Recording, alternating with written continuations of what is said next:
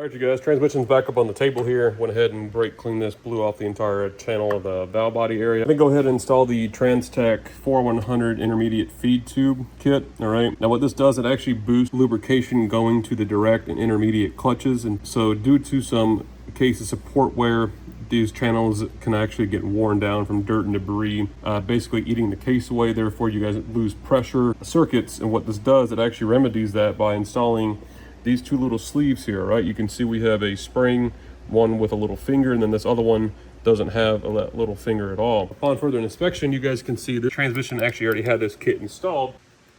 So you can see there is our tall feed tube gasket. Comes out. All right, so that's just going to go in just like that. All right, so that's how it should look down inside that hole. Match up and go like that. And then our final spec on spring height should be anywhere from 430 to 470 thousandths. I bumped the caliper out to 470 thousandths. First spring over here, you guys can see nice and flat across the board there. Second spring, you guys can see 470 thousandths. All right, you guys, our TransTech feed hole kit is installed. We're going to set that aside. The fun part, installing the valve body. Step number 7, install the spring and ball in the transmission. It's going to be this one down here in the corner, okay? And now, since I love my viewers so much, I took the liberty of blowing these pictures up for you. All right, can you guys see that? This guy right here, okay? There's our intermediate servo. That's where our solenoid pack goes through, and that little guy right here, which is going to be the steel ball. And that spring, which is somewhere here. There it is right there. There's that spring, and there's that steel little ball. All right, you guys. So that steel ball and that spring is our pressure relief circuit, which is going to go right there. So the spring will go in first, and then the check ball will go on top. Now you guys can see how the transmission's sitting on an angle. What I'm going to do is, before I install that and then lose the ball with the spring down inside the transmission, I'm going to take a piece of wood and lay it across here to elevate the transmission so it's 100% flush. All right, you guys, I have the transmission on a level surface here. Before we install the valve body, we need to go ahead and install the B&M shift lever kit, all right? I went ahead and took off the stock shift cable bracket, which is this, two 12mm bolt, or two 13mm bolts, all right? And then this bracket will come off. And then you guys will need to take off your range selector or neutral safety switch, okay? Again, these are sometimes orientated a certain way, so it'll be held in by two 8mm bolts. Then you guys can set that to the side, all right? And then you guys can see we have our rod that goes down to our park pawl or parking pad, whatever you want to call it. And you guys can see we have our shift lever, all right? You guys can see this guy's actually held in by a detent pin right here. I'll go into that later in the video. And then we have our nut here to break that loose, and then this guide will pop off. The shaft will come out after we pull that roll pin out. All right, you guys, you saw this in part 1. This is our E40D B&M shift lever kit. Essentially what this does, it allows us to use any B&M shifter. So that's why we need to use it, because the stock style shift cable and lever won't work because we have the full manual valve body now. All right, so you have all your parts laid out. You should have 9 parts there on the white piece of paper. Then you have your one bracket, right? And then this is the instructions, okay? Now, you need to go ahead and drain the transmission fluid. Well, we've done that. Disconnect shift linkage from transmission shift lever. Remove the 2 bolts, which I just showed you, the 8mm. You guys can see in some applications, neutral safety sensor will be rotated 180 degrees by design. This kit's designed to adapt to both versions. Sensor to be installed in the same orientation as removed. So you guys will take the sensor off and you guys will put the sensor back on. All right, that's one thing I really didn't touch base on, is how the PCM will still know if it's like a neutral, reverse, things like that. But for this application, you guys can leave this plugged in so the transmission will still start, or so the truck will still start, because if it won't, the PCM needs to detect that it's in neutral. Now you guys can bypass this by having a custom tune made via Hydra SCT TS6 chip, DP tuner, AA tuning and design, Jelly Built. They can all write you guys a custom tune to go in and turn off everything for the automatic transmission, because again, we are the brains now, not itself. All right, again, that's removed by 8mm bolts. Remove the transmission pan, we've done all that already. Okay, remove the 1 bolt and the detent spring. You guys can see here, and then need to remove the selector shaft slash retaining lever pin. You guys can do that with a pair of diagonal cutters, cut the pin, or you guys can take 2 sharp flatheads and use the case as a prying area, and you guys can pull that roll pin out. All right, you guys, went ahead and I sharpened these 2 flatheads off camera. Like sharpening a tungsten rod, if you guys are a welder or if you've seen that type of thing, basically want to take to a grinder, even like a die grinder or something like that, take it and kind of work it, put a little bevel on it, and you guys can see it's pretty sharp. Same thing with this other one. All right, now I put 2 bevels on it, so we're going to use the bevels to go down. We're going to use the case as a fulcrum point. All right, all right. Do anything now? No, it's okay. Now, there's our little pin, and we didn't destroy it. All right, you guys, next thing we need to do is we need to go ahead and remove this 8mm bolt that holds this bracket in here. There we go. Grab our lever, grab our 8mm. All right, this should just slide off. We'll give it a little tap. There we go. We can just kind of set that down in the case. Just going to slide out. All right, give it a little twist, and there you go. There's our old selector shaft. Pry outwards.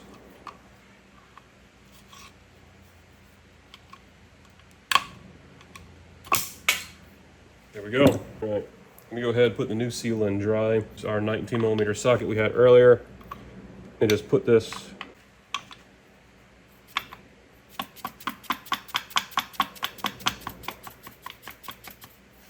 I'm gonna go ahead and install the B&M shift lever. All right, this is basically the body of it. I'm gonna go ahead and put a little bit of grease on it because we don't want to prematurely rip our new seal. You can see where this cog style is. This is going to go outside. The threaded part's going to go to the inside, okay? All right, you guys, so with the shift lever assembly slid in, you can see how there's this little cutout here, all right? Now what that's going to do is, that's going to be our halfway point, or the center of where this rod needs to sit, because that's going to contain our retaining pin that's going to lock in just like that, okay? All right, you guys, looking at the instructions here, I'll show you a quick glimpse. You can see how it says for step 9, how it should be down to the left. Keep in mind this transmission is upright. This one's obviously upside down. So when the transmission's in park, basically this inner shift lever or shift fork will be all the way forward. All right, now if we go ahead and if we move it all the way back, that technically would be low 1 or first gear in a normal situation, but obviously for us, that'll be different because we're doing a manual valve body. But if you go all the way forward, that's park, okay?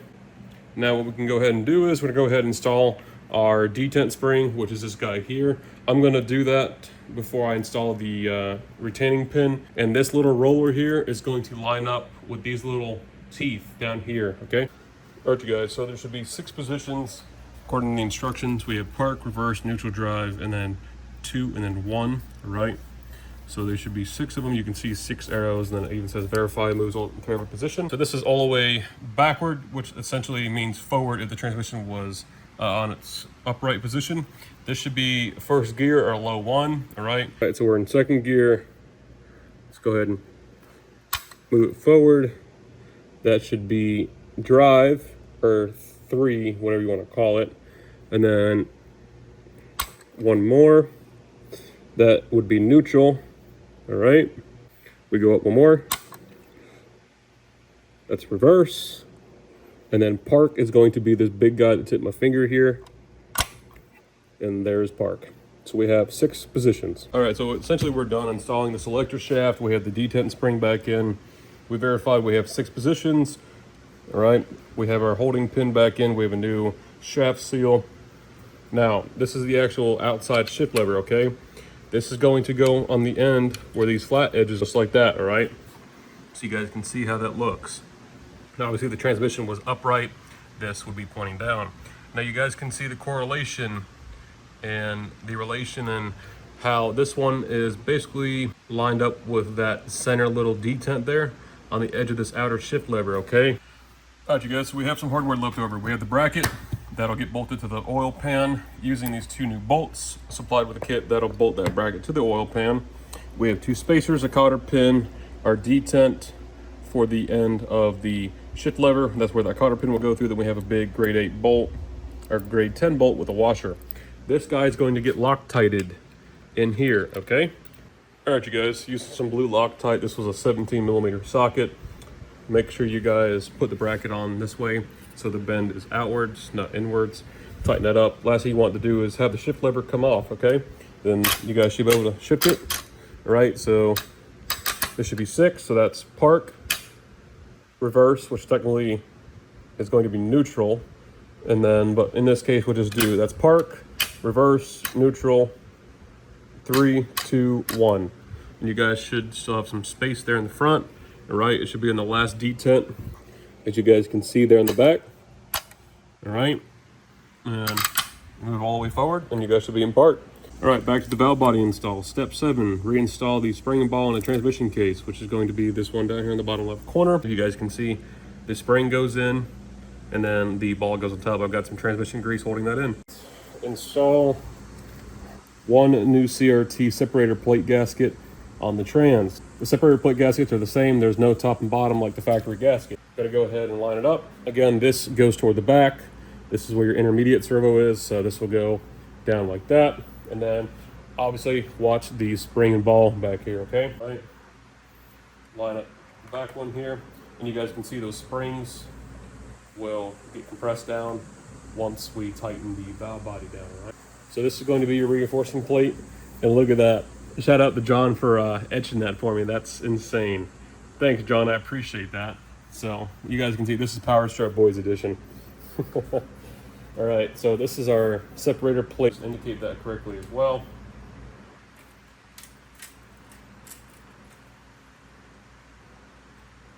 Again, our ball and spring is still back here. You can see the grease popping up. So we'll go ahead and install our last gasket. Unable studs.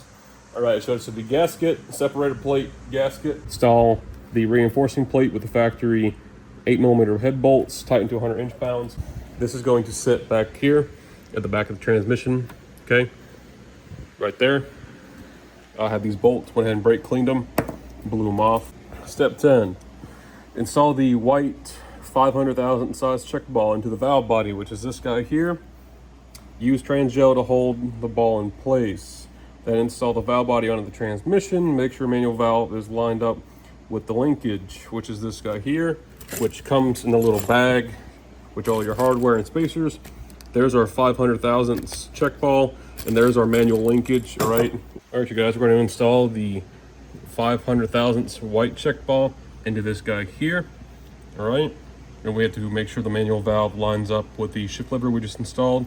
So we're going to use some transmission grease, and that guy is going to sit right in there. The manual valve will have to go from the front like this, and then it'll hang out just like that. All right, and we'll line this little machined area out to this little stab right. 500 thousandths white check ball is there. Our spring is still back here. We have our 2 feed holes here with our springs. Go ahead, line it up. There you go. All right, so, man, beautiful valve body. I gotta give it to John. He made a hell of a fucking product. And you guys can see, we'll just match it up, just like that. So I'm gonna go ahead and take some grease. There's no seals or anything that goes on this. It just free floats in here, all right? Let's go ahead and take some grease and we'll line it up. All right, so all I did was pick the back up a little bit, slid it forward, put the transmission in park, which is all the way forward or all the way to the right. And you guys can see that detent is now lined up. Be park, neutral, 1, 2, 3, 4. All right, and just come all the way back, forward, and there we go. All right, you guys, the next thing we have to do is solder some wires to our E40D solenoid pack. Solenoid pack was inspected back in 2010, and there was some scribing there. I'm not sure what that's from, but this came out of a core transmission I got. I put an ohm test to this, and we're only using 1 actual solenoid off of this. Technically, when I spoke with John originally, you could actually use any of these solenoids here. We're just using 1 to activate the trans brake. So if one circuit's bad, you guys could tag on to like A or B or something like that. So what you need to do is go ahead and pry this cover off. I went ahead and cleaned this with some, I believe it's CRC electrical parts cleaner. It's in a red can, all right? We have to go ahead now and do step 11, which you guys can read that. You need to use an E40D solenoid pack because you guys know at this point, at least I would assume, E40Ds are on-off lockup. 4100 packs are pulse width modulated, so we have to use an E40D solenoid pack. Carefully pop off the plastic, which we did. Select side of the 2 white wires supplied to solenoid terminals 1 and 2 in the illustration, okay? Which is here. And what it means by that is these wires here, okay? These wires on the solenoid for the trans brake are going to get soldered to pins 1 and 2. In my O-ring pack, you can get these from Harbor Freight or Riley, something like that. I'm using a number 22 size O-ring in this kit. That's what I'm using. Fits the groove pretty good all the way around. All right, we cleaned out the orifice, as you guys can see. Used a wire brush there. Got some grease on the new O-ring. Gonna go ahead and just plop this in here. There we go. Give it a little knock, and we'll go ahead and bolt it down. Then it'll compress itself 100%. So it's a nice solid connection there. All right, go ahead and do number 2. All right, there we go, guys. All right, so solenoid wiring is all wrapped up. Put this cover back on. I just trimmed it, and then I filed all the edges so there's no debris or anything. All right, you guys, as far as completing step 12, I'm not gonna go over every little thing with this. This is just minute. You take the short bolts, you install them in the approximate holes. You install the 8 bolts he supplies, the silver ones, install the 2 spacers, which are these guys here. You put them on the correct stud. Torque everything down. Torque everything to 100 inch-pounds, which is equivalent to 8.3 foot-pounds. Double check all your fasteners so you don't forget anything. It's very self-explanatory. And you can see I went ahead and marked everything with a paint marker. And obviously when you're torquing something with this, start from the middle bolt, like this one here for an example, work your way out, all right? The silver bolts are the 9 he supplies for you. And then you guys will have 2 spacers for a stud that is originally right here. Well, I took that stud out obviously to clear the oil filter. But secondly, when I put the 2 spacers on, pulling that stud, bending it to one side. So I went ahead and I had an extra bolt from another valve body. So I swapped that stud out for a bolt there and get rid of those 2 spacers. Just looks cleaner. And you guys can see right here where bolt A is. Again, this illustration is a little bit different because like I mentioned earlier, I believe this was probably a test body that he was using to work out every kink and bug and how everything was machined and whatnot. This bolt here with this plug, again, you can see this remedy here doesn't have it, but this version does. So you can see this bolt does not self-clearance. I did mention this to John. This is the first time this has happened. He said, shave the flange on the outside of the bolt just ever so slightly. And maybe John in his next instructions or his updated instructions, he can add this bolt needs to be clearanced just a couple thousandth. I mean, it's just minute. How I just talked about, this bolt here is a very tight fit, and I had to actually grind the flange of this down. I believe the stock one was like 515 thousandths, and I had to grind it down to 427 thousandths, I think it was. And you can see how close that brass plug is. In his newer style variants or the newer valve bodies, he actually moves this over, so you guys shouldn't have that problem. Again, just torque your bolts, make sure you guys install everything, tighten everything correctly and evenly. Go back, paint it, and you guys will be good. And then make sure you guys get your filter of choice.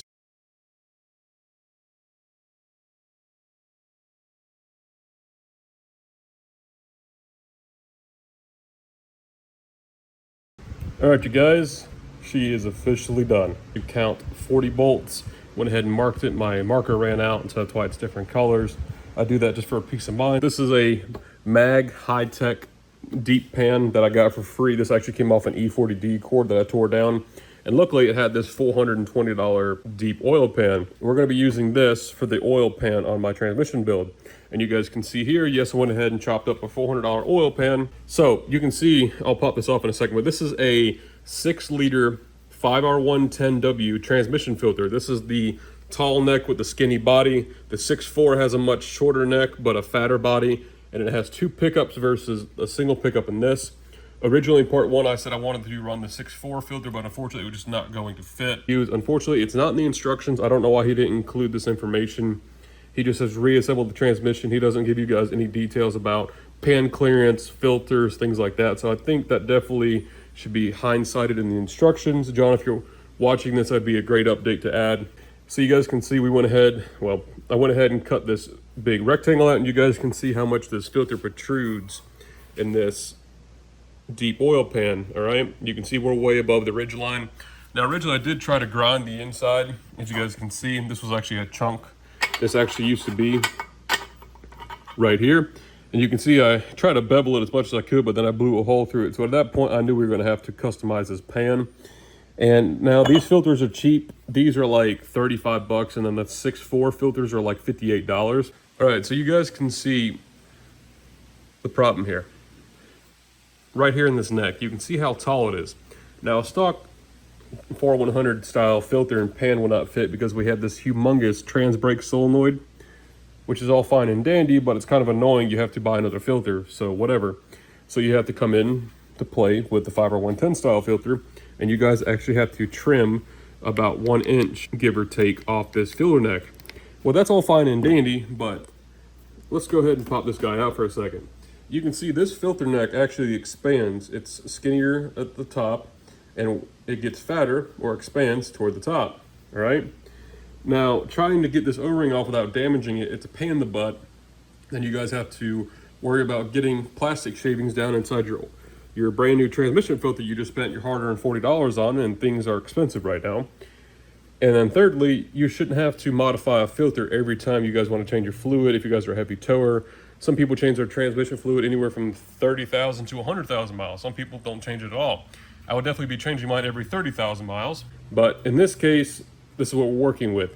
So we have the 5R110 style filter, and now I'll throw a picture up if I can. You can see where a modified filter sits basically flush with this step up here with this part of the valve body, and it brings the whole body down, which in there entail you guys should be able to run a stock style oil pan. You guys go the John Cope style of trimming the filter, which I'm just not crazy about, and you guys get this aftermarket oil pan, which again is not mentioned in the instructions, which I've had to do all this research myself, which John, I think again that should be mentioned in the instructions.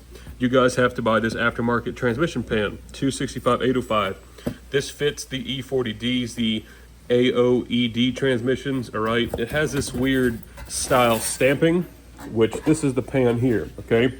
And again, John doesn't tell you you guys have to buy this aftermarket. You can see how this pan looks, okay? Now, if you guys do indeed trim this filter 1 inch, you guys theoretically should be able to fit this filter with this oil pan, no problem. But again, I didn't want to do all that. I don't want to trim the filter, worry about getting metal shavings in it, then getting the seal. If I nick the seal, you have to buy a whole nother filter to get the seal. Just seems like a whole lot of time and effort wasted. Yeah, okay, I'm cutting up a $400 oil pan, but this was free to me. And also number 3, it looks cool, and it makes the transmission much easier to install because we have a flat plane now to put the transmission jack up underneath. So realistically, I'm winning with this, and with this, I'm really not winning anything at all. I'm just making it work. So we're making it work with this, but this also gives me better longevity, more capacity, and it's going to be stronger and look cooler. So we're getting 4 benefits versus really just one with. Okay, so hopefully my rambling makes sense. You guys can see I went ahead and prepped all this on the inside. I went to my local metal supply house and I got some 1/4 inch thick 12 by 12 aluminum plate. It's a 6061 aluminum, all right? We went ahead and got a little template. We're gonna go ahead, cut this little piece out, and this is going to get welded, which you guys will see later in the video. This is going to get welded on the outside to compensate for the height difference where this yellow marking is on the filter. Because this is the actual original 4R100. This is the original style 4R100 transmission filter, and that usually sits in here like that. And you guys can see how much room there is in the bottom there and how it stands off. Well, obviously, that's not going to fit because, well, you know, it's just way too big. And I did try a 6R, or I did try a 6.4 5R110 pan, which is this one here. You guys can tell by how big it is. This is the stock 4R100 style pan. It looks identical to the Dorman one I just showed you guys, the 265/805 part number. And then here is a 5R110 6-liter style pan. And I have tried 4 different pans with 2 different oil filters, and it just does not fit. So regardless, some modification has to be done. and it really should be included in the instructions. It's been very annoying trying to, you know, make all this work, getting parts, returning parts. So realistically, this is the way you guys want to go. This is what I'm going to be doing. Again, we're going to go ahead and take it the same guy that welded our low reverse basket and our coast clutch drum. So hopefully that makes sense to you guys. Without further ado, let's go ahead and hit up the welding shop. All right, you guys, wanted to show you the clearance issue we're having. Again, this is the oil pan John Coop uses in his video, but he doesn't instruct you. You guys have to run an aftermarket pan and a filter. All right, so you can see the height difference here. Again, that 5R110 filter is not trimmed. Okay, this is the Dorman 265-805 replacement, so you guys can get a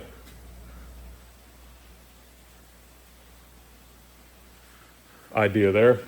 All right, here's the stock style 4100 pan. This looks identical to the Dorman one we just replaced.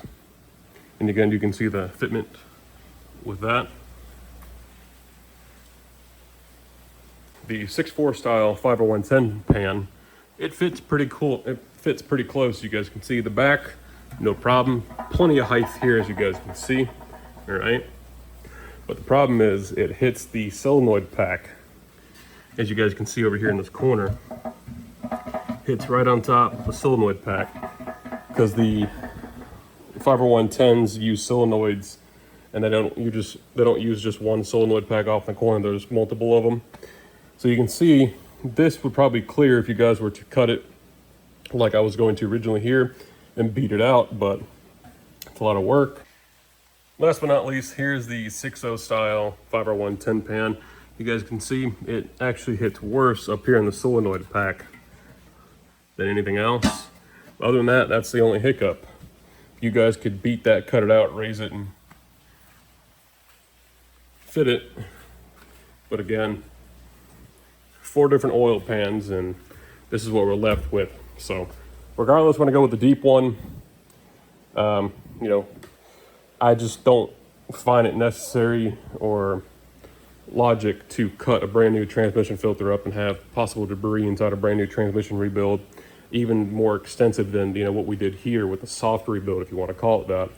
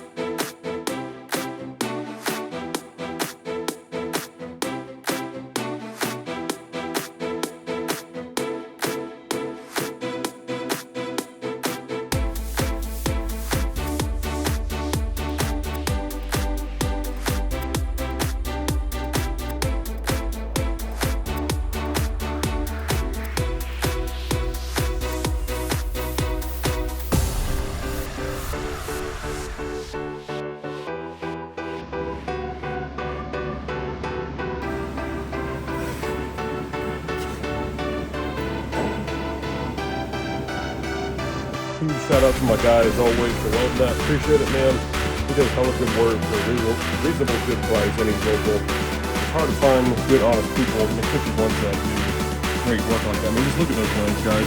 The 6061 aluminum plate that we got. Again, this is 3/8 thick, so this is not going to get ruptured or punctured by a hole. You can see I went ahead and I reshaped the top fins here. These fins do help with cooling because it takes the heat and dissipates it. It actually acts like a big heat sink, obviously. So I'm going to go ahead and reshape those. As you can see, there's still some garbage in here, but other than that, went ahead and did a leak down with some water. And we didn't have any drops whatsoever. These standoffs are completely fine. And the thing is, I left the big one here, and I can always come back and have a piece of aluminum welded. So technically, I could still use this for a factory-style oil filter if I wanted to. So that's a cool thing.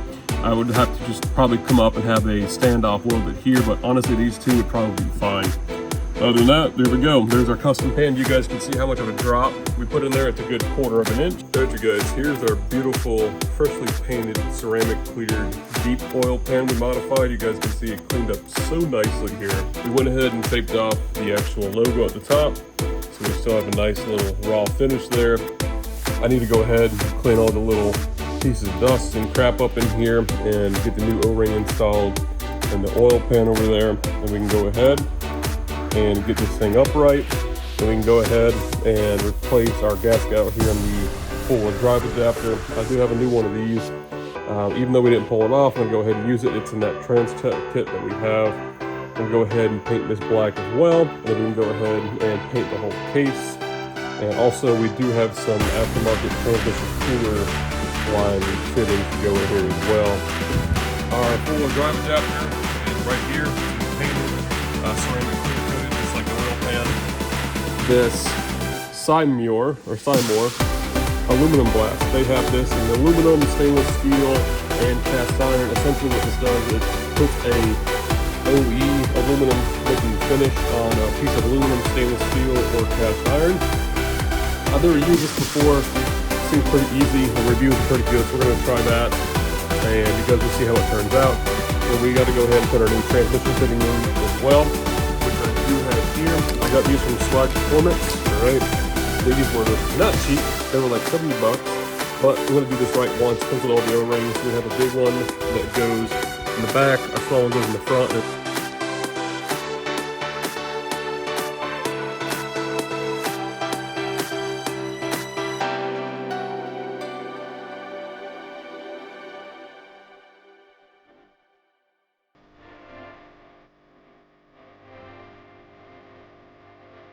Alright, you guys, transmission's looking good. Got the full drive adapter on, got the mount grinded down, got new stainless steel washers and bolts. These are M8 by 1.25. I use 20 mil and 25 millimeter long. The 1, 2, 3, 4, 5, 6, 7, the 7 here on the left are 25 mil. These 3 back ones are 20 mil. This is a 20, a 20, a 20, 20, I believe that's a long. That's a 20, and then the 4 front ones are 20 as well. I'm gonna go ahead and install my Swag Performance oil cooler bypass delete plugs. The big one, the smaller one goes toward the front, all right? And the big one goes in this back port here. I'm gonna use a little bit of anti-seize just so we don't gall the threads, because this is steel going to an aluminum case, and it seals on these crush washers here, okay? All right, you guys, well, today is the final day. Gonna go ahead and paint it, and then we're gonna go ahead and shove it back in the truck. I've got both speed sensors installed, anti-seize the bolt, new O-rings in both. Got the vent capped off, got our test port capped off, got the shift selector taped off, oil pan, the tailstock. Yeah, I should have painted it before I put this on, but whatever. Got the solenoid pack, the fittings, and then the dipstick tube. All right. Went ahead and brake cleaned this while it was still upside down to get all the oils that were running down when it was standing up from the case being set up. But you can see the pressure washer and a couple of cans of gunk really did clean this thing up pretty well.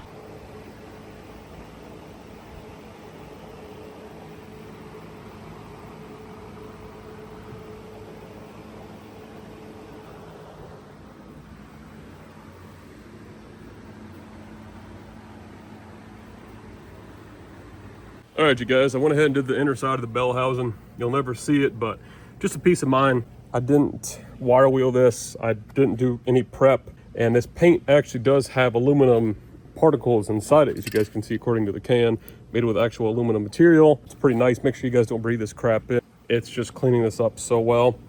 And again, the only thing I did was, before I took the entire transmission apart, I used 2 cans of gunk original engine degreaser and a 3800 psi Honda pressure washer, and I just sprayed the crap out of this thing. And then for me, this assembly of the transmission you guys saw, I had it standing up. Look, I mean, compared to the dirt and dust and all that crap there, looking really good.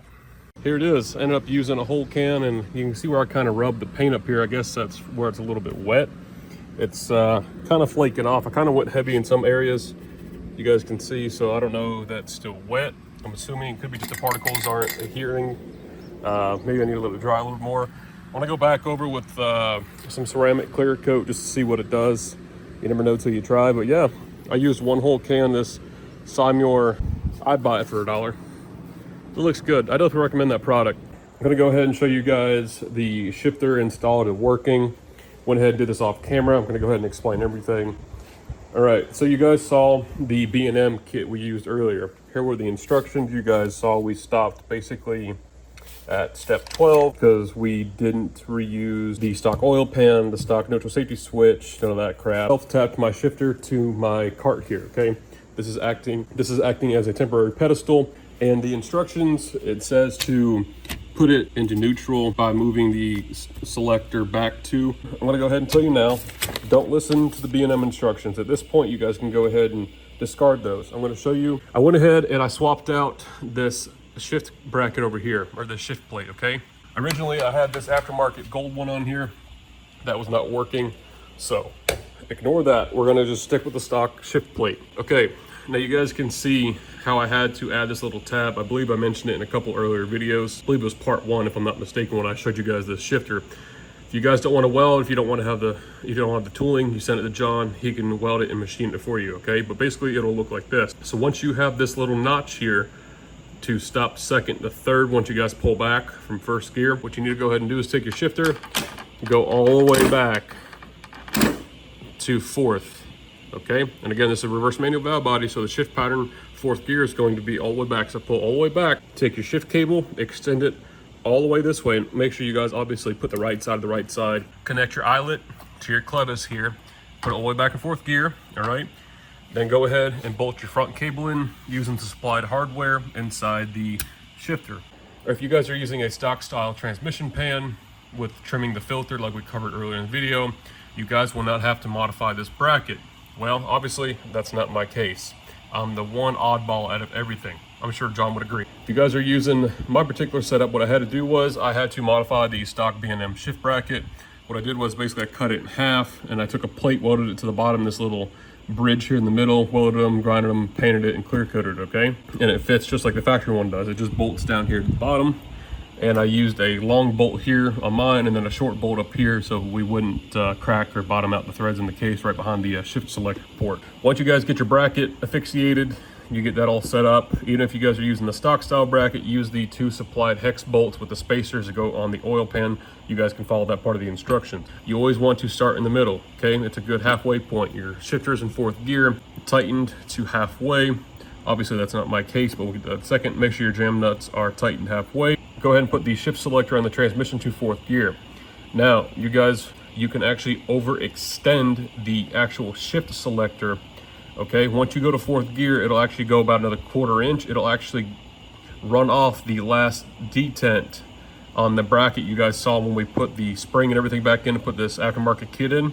You guys can actually go one more position right after fourth, so keep that in mind. All right, so basically what you need to do now is you need to find the sweet spot between the 2 relations of your clevis and your jam nut. You can see how forward mine is. I have a lot of thread on the back, not much on the front, okay? Then you can see my clevis is just slightly offset from center, a little bit to the right. That's where mine ended up. Unfortunately, I can't really show you guys how to, get it exactly because every setup is going to be a little bit different. Your shift plate on your shifter could be machined a little bit different than mine. Your high spots could be my low spots. You just never know. But mine ended up with 8 millimeters on the front, and then back here we ended up with 13 millimeters, just to give you guys an idea. And then I didn't measure here. Once you guys get it matched up with fourth gear, make sure you guys aren't going that one little extra runoff. You guys aren't overextending the shifter. You guys can see we cannot physically go back anymore because the shifter is all the way bottomed out against fourth gear. And also, once you guys get it set up 100%, you guys should be able to take your clevis, this piece on the end, you should be able to move it in and out freely like I am here, okay? So we'll go ahead and we'll bump up to third gear, all right? You can see this clevis. I can still move it in and out, no problem. When we go past this gate, now we're into second. All right, you can see still plenty of throw or play there. We go back up to first. We have a little bit of resistance, which is fine. Now we come back up here, our neutral lockout. All right, now we're in neutral, reverse. You guys can see how much play we have there. And again, I don't have my cotter pin in, so I can just take it out. All right, then we go back up to park, and you guys can see how much, and you guys can see park is basically the stiffest out of all of them. That's fine. You want a little stiffness on park so the shifter can't technically or accidentally bump out, which is better. It'll act like a little safety by keeping some preloaded tension on the actual shift lever, so that's not bad. You guys should be able to roll through all your gears, no problem. All right, and it's such a sweet feeling that shifter actuate. Make sure you guys grease up your slide and everything, okay? All right, you guys, that's a total wrap to part 5. Hopefully you guys just enjoyed this video. We just surpassed 5,000 subscribers. Thank you guys again. About only 5% of my viewers are actually subscribed to the channel. If you guys are new here, if you guys have been around for a while, please subscribe.